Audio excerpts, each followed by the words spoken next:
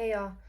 So now I want to go over a model FRQ that uses pretty much all the derivative rules that we've learned so far.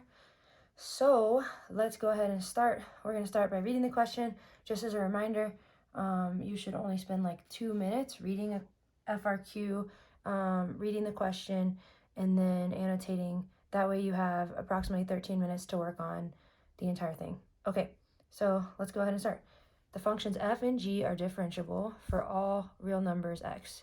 Okay, really quick, anytime you see differentiable, you should underline that, annotate that. That means f and g are continuous.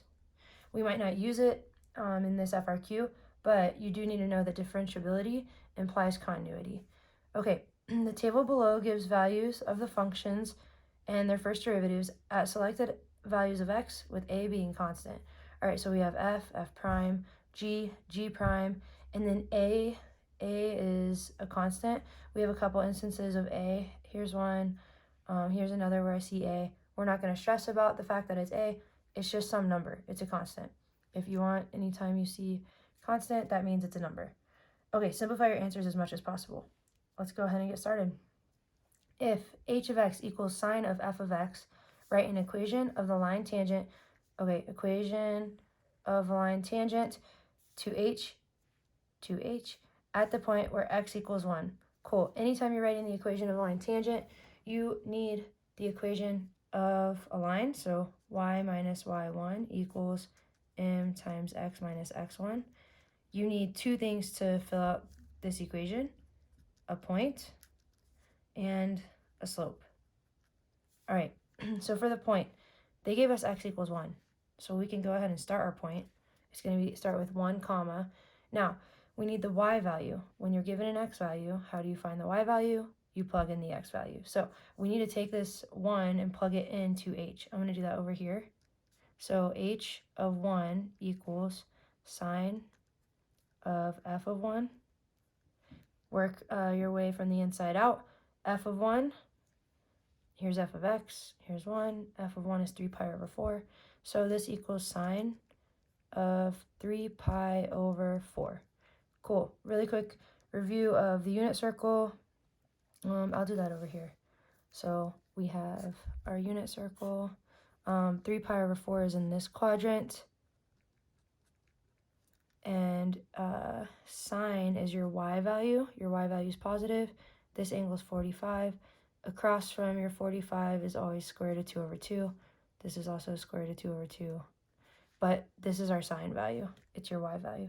So square root of 2 over 2 is the answer for sine of 3 pi over 4. So let's write that down. And that is our y. So let's put that into our point. Okay, slope. Now we need the slope. Slope in calculus means derivative. So we need to take the derivative of h. Let's go ahead and do that over here. Actually, we could do it right here.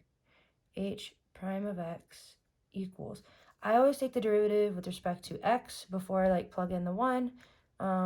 When you plug in early, it messes you up. So just take the derivative with respect to x. We have a chain rule. Derivative of the inside times the derivative of the outside, leave the inside the same.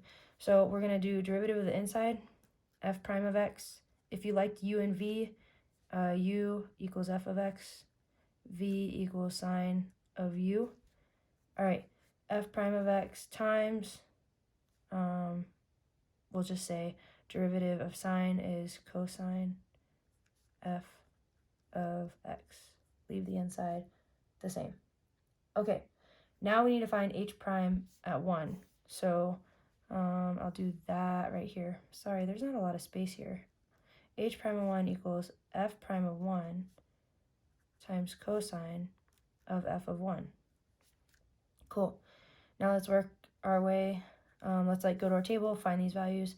F prime of 1 first. F prime of 1 is square root of 2, so we get equals square root of 2 times f of 1 is 3 pi over 4 again. So now we have, this turns into cosine of 3 pi over 4 in here. So I'm just going to make a note. This is 3 pi over 4. cosine of 3 pi over 4, we can come back up here. Cosine's your x value. Negative square root of 2 over 2. So we'll say square root of 2 times negative square root of 2 over 2, which, if we wanted to simplify, equals negative 2 over 2, which equals negative 1. Cool. This is our slope. Slope is negative 1. Let's go ahead and write our equation of the line tangent now. So we're going to plug in our point and our slope into into this equation. So we have y minus y1 square root of 2 over 2 equals, slope was negative 1, and then x minus 1. Cool. And you can use, or you can leave it like this. You do not have to isolate y. So we're done. This is the answer to question A, or part A. Okay, next part. If r of x equals 1 over the square root of g of 2 of x, find r prime of x at x equals 2. Okay, we're trying to find a derivative at x equals 2. Now, the first time you see this, you might think, oh, I need to do a quotient rule because it's a fraction, but always try rewriting it first and see if it makes your life easier. I'm going to switch colors to kind of make this so that they don't blend together, each part. Okay, so r of x, I'm just going to write what r of x is equal to or equivalent to. We can bring this whole thing up to the numerator by making a negative exponent on it. So it would be g of 2x to the negative 1/2. It's actually going to be easier to take our derivative using this. So let's go ahead and do that. R prime of x equals, we're going to plug in x equals 2 at the end. R prime of x equals, I'm going to do u v for this one because it just makes it, I don't know, a lot more obvious and a little bit easier. So here we go. We're going to say u equals your inside function, that's 2x. V equals g of u. And then we actually have a w, which is v, it's g of u to the negative 1/2. So v to the negative 1/2. Let's take the derivative of all three pieces. Derivative of 2x is 2. Derivative of g of u is g prime of u, but make sure you plug in for u is 2x again. So g prime of 2x. And then derivative of v to the negative 1/2. Negative 1/2 v, and then we have to subtract 1, which is minus 2 over 2, so you get v to the negative 3/2. Let's go ahead and plug back in for v. We have negative 1/2 v, and then, we're plugging back in for v. It's g of 2x. I'm plugging back in for u too. G of 2x to the negative 3/2. Okay, so r prime of x is all three of these multiplied together. I didn't really give myself a lot of room, so let's cross this out. R prime of x equals, I'm just going to multiply all three of these. So we have 2 g prime of 2x. You could put times if you want. Times negative 1/2.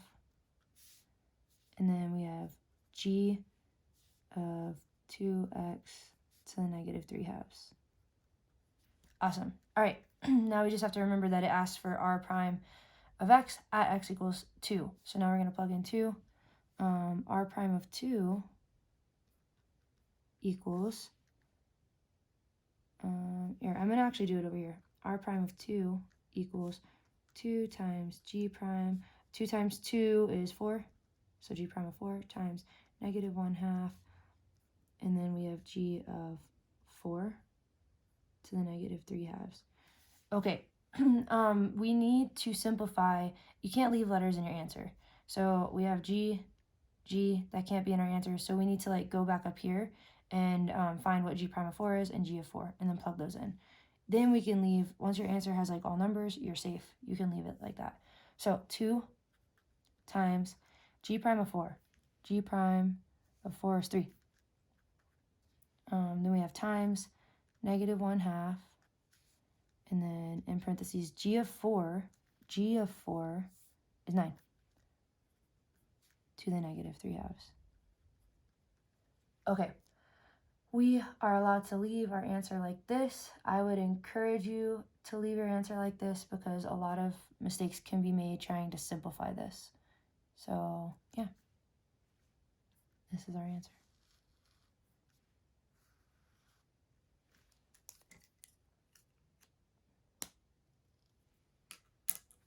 Okay, let's go on to the next part. Hold on really quick. I'm just like confirming that we're good here. Yeah, okay. All right. Find the values of A if the tangent lines, this one's kind of tricky.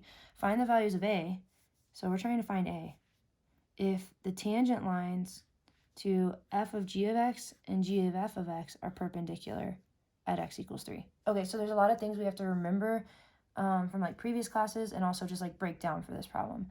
First, we know tangent lines require this equation, a point and a slope. But we have two functions. We have f of g of x and g of f of x now. And then we want our tangent lines to be perpendicular.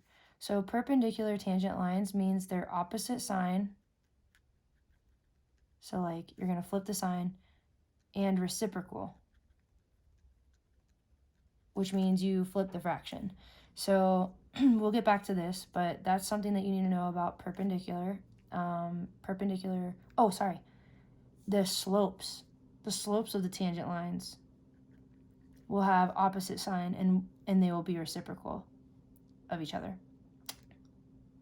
Okay, so now let's go ahead and just like, assume that you didn't know how to do this problem.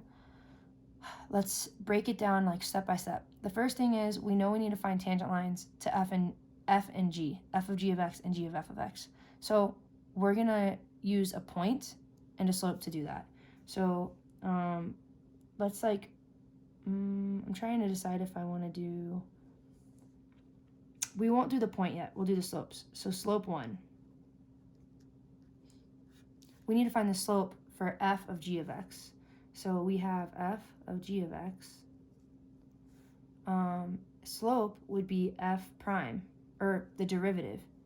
So take the derivative of that, you get g prime of x times f prime of g of x. Now we're trying to find the slope at 3. So let's plug that in now.